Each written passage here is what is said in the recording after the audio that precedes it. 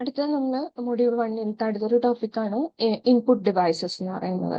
ഇപ്പോൾ input devices എന്ന് പറഞ്ഞാൽ എന്തായിരിക്കും? ഇൻപുട്ട് ഡിവൈസസ് എന്ന് പറഞ്ഞാൽ അതിന്റെ ഒരു ഡെഫിനിഷൻ നമ്മൾ എഴുതണം.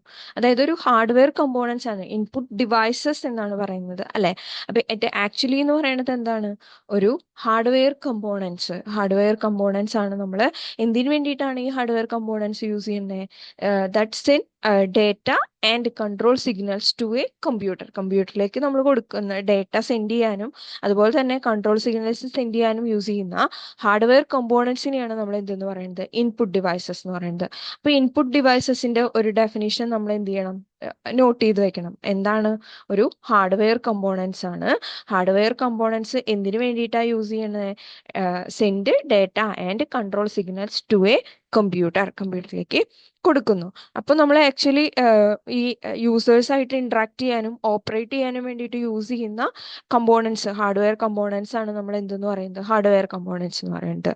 കോമൺലി യൂസ് ചെയ്യുന്ന ഈ ഇൻപുട്ട് ഡിവൈസസ് എന്ന് പറയുന്നത് കീബോർഡ്സ് എന്ന് പറഞ്ഞാൽ എന്താ? ടെക്സ്റ്റ് ഇൻപുട്ട് ചെയ്യാൻ വേണ്ടിയിട്ട്. പിന്നെ നമ്മൾ യൂസ് ചെയ്യുന്ന മൗസ് എന്ന് പറയുന്നത് എന്താണ്? നമ്മളിങ്ങനെ അല്ലെ, നമ്മൾ നാവിഗേഷന് വേണ്ടിയിട്ടാണ് മൗസ് യൂസ് ചെയ്യുന്നത്. പിന്നെ സ്കാനേഴ്സ് യൂസ് ചെയ്യുന്നുണ്ട്. സ്കാനർ എന്തിനാ യൂസ് ചെയ്യുന്നത്? നമ്മുടെ ഡോക്യുമെന്റ്സിനെ ഡിജിറ്റൈസ് ചെയ്യാൻ വേണ്ടിയിട്ട്. പിന്നെ നമ്മൾ യൂസ് ചെയ്യുന്ന മൈക്രോഫോൺസ് എന്ന് പറയുന്നത് എന്താ? ഓഡിയോ, അല്ലെ? പിന്നെ വെബ് ക്യാംസ് എന്തിനാ യൂസ് ചെയ്യുന്നത്? വീഡിയോ. അപ്പോൾ ഓരോ പർട്ടിക്കുലർ നീഡിന് വേണ്ടിയിട്ടും ഓരോ പർട്ടിക്കുലർ ഡേറ്റ ചേഞ്ച് ചെയ്യുന്നതിനനുസരിച്ചും ഡിവൈസസുകൾ എന്ത് ചെയ്യുന്നുണ്ട്? ചേഞ്ച് ചെയ്യുന്നുണ്ട്. അപ്പൊ അതാണ് നമ്മൾ ഇനി പഠിക്കാൻ പോകുന്നത്. അപ്പോൾ different categories of input devices അല്ലെങ്കിൽ കീ കാറ്റഗറീസ്, അതിന്റെ എക്സാമ്പിൾസ് നമുക്ക് പറയാം. എന്ത്? Input devices. ഫസ്റ്റ് വൺ എന്താ പറയുന്നത്? നമ്മുടെ കീബോർഡ്. ഇപ്പൊ നേരത്തെ നമ്മൾ പറഞ്ഞു കീബോർഡ് എന്തിനു വേണ്ടിയിട്ട് യൂസ് ചെയ്യുന്നത്? നമുക്ക് ടെക്സ്റ്റ് ഇൻപുട്ടിന് വേണ്ടിയിട്ട്, അല്ലെ? അപ്പൊ അത് തന്നെ നമുക്ക് എഴുതി വെക്കാം, ടെക്സ്റ്റ് ഇൻപുട്ട്. അല്ലെങ്കിൽ എന്താണ്? ആൽഫ ന്യൂമറിക് ഇൻപുട്ടിന് വേണ്ടിയിട്ടാണ് നമ്മൾ എന്ത് യൂസ് ചെയ്യുന്നത്? കീബോർഡ് യൂസ് ചെയ്യുന്നത്. അപ്പോൾ കീബോർഡിൽ യൂസ് ചെയ്യുന്നത് എന്താണ്? മെട്രിക്സ് ഓഫ് സ്വിച്ചസ്, കുറേ സ്വിച്ചസ് ഉണ്ടായിരിക്കും, അല്ലെ?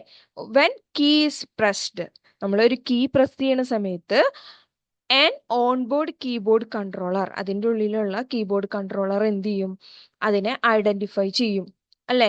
എന്താണ് നമ്മൾ ഏത് സ്വിച്ചാണ് നമ്മൾ ഡിറ്റക്ട് ചെയ്തിരിക്കുന്നത്, അതിനെ എന്ത് ചെയ്യും? അതിനെ ഐഡന്റിഫൈ ചെയ്തിട്ട് അത് CPU സ്കാൻ ചെയ്തെടുക്കും, അത് ഏതാണ് നമ്മൾ യൂസ് ചെയ്തിരിക്കുന്നുള്ളത്.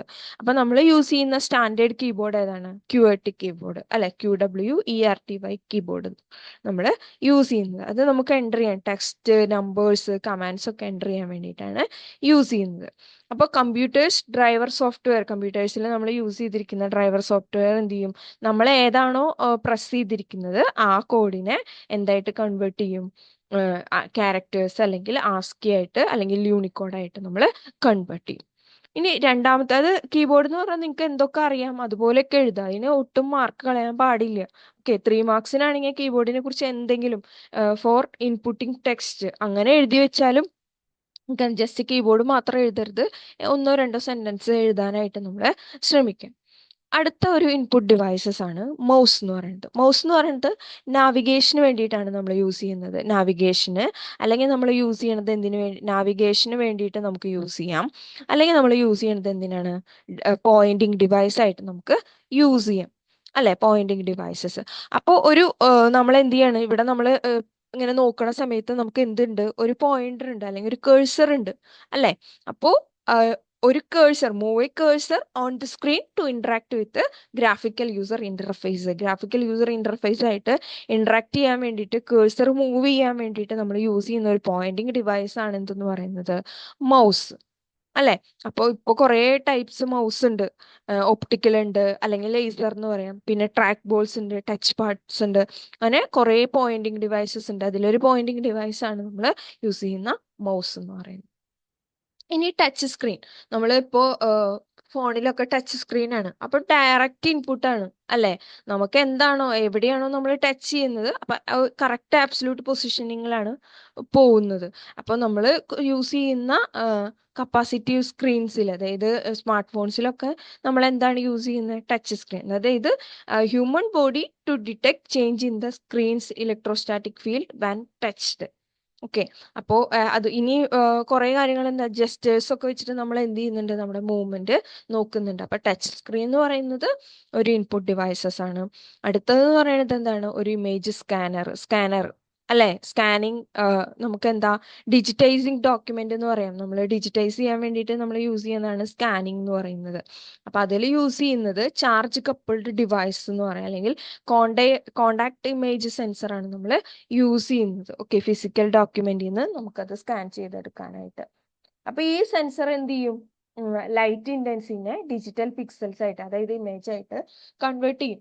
അപ്പോൾ അവിടെ ഒരു ഹൈ റെസൊല്യൂഷൻ ബിറ്റ് മാപ്പ് BMP ഇമേജ് ആണ് അവിടെ എന്ത് ചെയ്യുന്നത്, നമ്മൾ ജനറേറ്റ് ചെയ്യുന്നത്. പിന്നെ വേറൊരാണ് ഇൻപുട്ട്, ഓഡിയോ ഇൻപുട്ടിന് വേണ്ടിയിട്ട് യൂസ് ചെയ്യുന്നതാണ് മൈക്രോഫോൺ. അതിന് നമ്മൾ യൂസ് ചെയ്യുന്നത് അനലോഗ് ടു ഡിജിറ്റൽ കൺവേർട്ടർ ആണ്. അപ്പൊ മൈക്രോഫോൺ എന്ന് എഴുതിയിട്ട് മൈക്രോഫോൺ എന്തിനാ വേണ്ടിയിട്ടാണ് നമ്മൾ യൂസ് ചെയ്യുന്നത്, ഫോർ ഓഡിയോ അല്ലെ, ഓഡിയോ. അപ്പൊ അവിടെ എന്ന് പറയുന്നത് സൗണ്ട് വേവ്സിനെ എന്തായിട്ട് കൺവേർട്ട് ചെയ്യും, അനലോഗ് ഇലക്ട്രിക്കൽ സിഗ്നൽസ് ആയിട്ട് നമ്മൾ കൺവേർട്ട് ചെയ്യും. അതുകൊണ്ടാണ് അവിടെ എന്ത് യൂസ് ചെയ്യാൻ, എന്ത് പറയാനുള്ള കാരണം, അനലോഗ് ടു ഡിജിറ്റൽ കൺവേർട്ടർ ആണെന്ന് പറയാനായിട്ട് കാരണം. പിന്നെ അടുത്തൊരു ഡിവൈസസ് ആണ് barcode reader. Optical data entry ഒക്കെ ചെയ്യുന്നത് ഇതിലാണ്, ഈ ബാർകോഡ് റീഡറിലാണ് നമ്മൾ ചെയ്യുന്നത്. നമുക്ക് ഇപ്പം നിങ്ങൾ കടയിലൊക്കെ പോയി കഴിഞ്ഞാൽ നമുക്ക് കാണാൻ പറ്റുന്നുണ്ടായിരിക്കും അല്ലെ, ബാർകോഡ് വെച്ചിട്ട് സ്കാൻ ചെയ്യുന്നത്. പിന്നെ അതുപോലെ തന്നെ നിങ്ങളുടെ ആൻസർ ഷീറ്റിലൊക്കെ ബാർകോഡ് ആയിരിക്കും പേസ്റ്റ് ചെയ്തിട്ടുണ്ടാവുക അല്ലെ. ആ ബാർകോഡ് സ്കാൻ ചെയ്തിട്ടാണ് നമ്മൾ എന്ത് ചെയ്യുന്നത്, മാർക്കൊക്കെ എൻ്റർ ചെയ്യുന്നത്. അപ്പോൾ അത്രയും ഡേറ്റ വെച്ചിട്ട് നമ്മൾ എന്ത് ചെയ്യാണ്, ഒപ്റ്റിക്കൽ ഡേറ്റ എൻട്രിക്ക് വേണ്ടിയിട്ടാണ് ബാർകോഡ് യൂസ് ചെയ്യുന്നത്.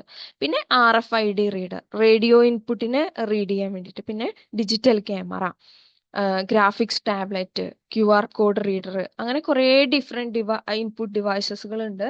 അപ്പൊ ഇതൊക്കെ ഒന്ന് എന്ത് ചെയ്യുക, 14 മാർക്സിന് ചോദിച്ചാലും ഒരു 7 എണ്ണെങ്കിലും 2 മാർക്ക് വെച്ചിട്ട്, അതായത് 14 മാർക്കിന്റെ കിട്ടണമെങ്കിൽ ഒരു 7 ഇത് 2 മാർക്കിനുള്ളത് വെച്ചിട്ട് നമ്മൾ എന്ത് ചെയ്യണം, ചെയ്യണം. ഓക്കെ, അല്ലെങ്കിൽ 14 എണ്ണം 14 ഇൻപുട്ട് ഡിവൈസസ് എന്ത് ചെയ്യണം, അപ്പോൾ ഓരോ മാർക്ക് വെച്ചിട്ട്. അത് നിങ്ങൾ മാർക്കിനനുസരിച്ച് നല്ല ഡീറ്റെയിൽ ആയിട്ട് എഴുതി കഴിഞ്ഞാൽ നിങ്ങൾക്ക് മാർക്ക് കിട്ടും. ഇനി അടുത്തതെന്ന് പറയുന്നത് ഇതുപോലെ തന്നെയുള്ളതാണ്, നമ്മുടെ ഔട്ട്പുട്ട് ഡിവൈസസ്. ഔട്ട്പുട്ട് ഡിവൈസസ് എന്ന് പറയുന്നത് എന്താ, ഒരു ഹാർഡ്വെയർ കമ്പോണന്റ് ആണ്. അത് റിസീവ്സ് പ്രോസസ്ഡ് ഡേറ്റ. നമ്മൾ പ്രോസസ്സിംഗ് ഒക്കെ കഴിഞ്ഞ് തിരിച്ച് ഡേറ്റ കൊടുക്കുകയാണ് ഒരു കമ്പ്യൂട്ടറിൽ നിന്ന്. അപ്പൊ അതെന്ത് ചെയ്യും, ഹ്യൂമൺ അണ്ടർസ്റ്റാൻഡബിൾ ഫോമിലേക്ക്, നമുക്ക് പറയാം വിഷ്വൽസ് ആയിട്ടോ സൗണ്ട് ആയിട്ടോ അല്ലെങ്കിൽ ഫിസിക്കൽ മീഡിയ ഒക്കെ ആയിട്ട് കൺവേർട്ട് ചെയ്യണേനെയാണ് നമ്മൾ എന്തെന്ന് പറയുന്നത്, ഔട്ട്പുട്ട് ഡിവൈസസ് എന്ന് പറയുന്നത്. എക്സാമ്പിൾ പറയുകയാണെങ്കിൽ മോണിറ്റേഴ്സിൽ തന്നെ ഡിഫറെന്റ് മോണിറ്റേഴ്സ് ഉണ്ട്, LCD മോണിറ്റർ, LED മോണിറ്റർ. അപ്പൊ അതെന്താണ് നമുക്ക് തരുന്നത്, വിഷ്വൽ ഔട്ട്പുട്ട്. അപ്പൊ LCDയിൽ നമ്മൾ യൂസ് ചെയ്യുന്നത് ബാക്ക് ലൈറ്റ് ആണ്. ഇപ്പൊ നമ്മൾ യൂസ് ചെയ്യുന്നത് LED ആണ്. അതിൽ യൂസ് ചെയ്യുന്നത് ലിക്വിഡ് ക്രിസ്റ്റൽസ് ആണ് നമ്മൾ യൂസ് ചെയ്യുന്നത്. പിന്നെ പ്രിന്റർ ഒരു ഔട്ട്പുട്ട് ഡിവൈസസ് ആണ്. അപ്പൊ നമ്മൾ ചെയ്ത കാര്യങ്ങൾ നമുക്ക് എന്താണ്, അതായത് പേപ്പറിൽ നമുക്ക് ഹാർഡ് കോപ്പി ആയിട്ട് തരും അല്ലെ. അപ്പൊ ഒരു physical copies of digital documents ആണ് നമുക്ക് എന്ത് തരുന്നത്, പ്രിന്റർ നമുക്ക് തരുന്നത്. അതിന് ഡിഫറെന്റ് ടൈപ്സ് ഓഫ് പ്രിന്റേഴ്സ് ഉണ്ട്, ഇങ്ക് ജെറ്റ്, ലേസർ പ്രിന്റർ, അതൊക്കെ ഇതിന് എക്സാമ്പിൾസ് ആണ്.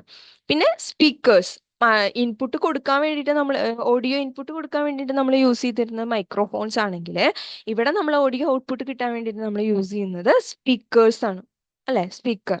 അപ്പോൾ ഇതിൽ നമ്മൾ പറയുന്നത് ഡിജിറ്റൽ ടു അനലോഗ് ആണ്. നേരത്തെ നമ്മൾ മൈക്രോഫോണിൽ എന്താ പറഞ്ഞിരുന്നത്, അനലോഗ് ടു ഡിജിറ്റൽ ആണ്. ഇവിടെ ഡിജിറ്റൽ ടു അനലോഗ് കൺവേർട്ടർ ആണ് നമ്മൾ യൂസ് ചെയ്യുന്നത്. പിന്നെ നമ്മൾ യൂസ് ചെയ്യുന്ന പ്രൊജക്ടർ വിഷ്വൽ ഔട്ട്പുട്ട് തരുന്നതാണ്, അത് LCD പോലെ തന്നെ നമുക്ക് പറയാം. പിന്നെ ഹെഡ്ഫോൺസ്, നമ്മൾ പേഴ്സണൽ ഓഡിയോ ഔട്ട്പുട്ട്. പിന്നെ ഹാപ്റ്റിക് ഫീഡ്ബാക്ക് ഡിവൈസസ്. ഇതൊന്നും നമുക്ക് എന്താ ഓർമ്മ നിൽക്കുന്നുണ്ടെങ്കിൽ നിങ്ങൾക്ക് അറിയുന്ന അത്യാവശ്യം speaker, printer, monitor, projectors, plotters ഒക്കെ കേട്ടിട്ടുണ്ടായിരിക്കും അല്ലെ.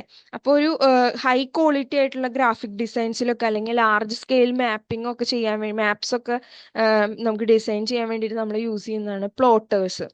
പിന്നെ സ്പീച്ച് ജനറേറ്റിംഗ് ഡിവൈസസ്, അതായതാണ് ബ്രെയിലി എംബോസർ. അതായത് നമുക്കിപ്പോൾ കണ്ണ് കാണാത്ത ആൾക്കാർക്കൊക്കെ അവരിങ്ങനെ തൊട്ട് നോക്കിയിട്ടൊക്കെ അവരെന്താ ഐഡന്റിഫൈ ചെയ്യുന്നുണ്ടാവും അക്ഷരങ്ങൾ, അതിനൊക്കെ നമുക്ക് ബ്രെയിലി എന്ന് പറയാം.